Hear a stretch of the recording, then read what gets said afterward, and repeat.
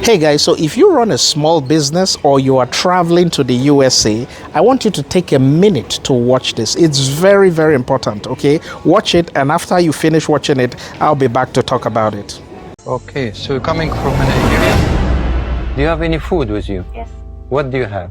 I have dry fish, Dry fish? dry meat, bushmeat. Bush meat. I need all bag on X-ray machine, and I will meet you on the other side. We get high risk from some areas, especially for certain food or certain insect or disease. So we have to put all the bag in X-ray machine and open according to what we see. What do you see? That is garlic, right? Yes. Garlic must be peeled. You cannot have it with peels. And these have the seeds inside. You cannot have seeds. Let me see the bush meat here. This too? Bush meat is a wild animal meat. Could be different animal, like a bat, like a monkey or antelope. It is not fully cooked and can carry disease.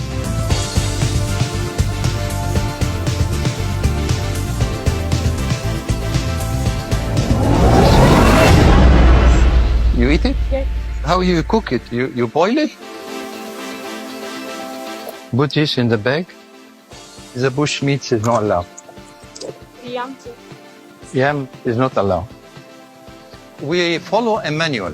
So, what you see there is something that happens so often. We have a lot of businesses, small businesses, who are shipping items to the USA that get seized, right? Again, you need to be careful. You need to know the rules and regulations. So, let me explain what is happening there. Number one, seeds, right? You cannot ship anything to the USA that is replantable.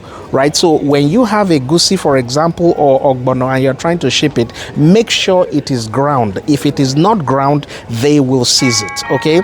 Number two, anything that requires to be dried, right? Make sure it is dried. Again, for example, fish, meat. You can see that video. The customs agent said it was specifically asking how dried are those products, because again, they don't want any form of disease, any form of maggot being transmitted to the USA. So that is one. Any form of seeds, make sure they are ground. Any form of meat, in fact, do not even send meat to the USA, right? Look, meat, bush meat, momo, don't even try sending it, because they will seize it. Now, it's not like you cannot ship such into the USA, but it's highly regulated. You have a department, the US Department of Agriculture. They oversee all these things, and there is a department under them called the US Department of Fishery and Wildlife Services, right? So even though you can technically ship these things, it goes through a lot of process, right? And that is not something you want to deal with when you are traveling, you are carrying things by yourself. You also see in that video that something as simple as yam. A lot of us would think that they will allow you to bring in yam. Again, what is the rule? Anything that is replantable, they can replant yam. That's why they seized those items. Now, one of the things you also need to know is that because a lot of Nigerians bring things that are not supposed to be entered, Nigeria is classed as a high-risk nation, right, in terms of exports into the USA. So what you're going to see is that once you have a plane coming from Nigeria, you're going to have a lot of customs officials who are there trying to check to see that a lot of the things that we are bringing are things that should not enter, because a lot of times we carry things that should not enter, right? So again, be very careful. It doesn't make sense for you to spend so much money, time, energy, drying this fish, drying the meat, spend thousands of hundreds of thousands to buy this product, and when you get to the airport, it is seized.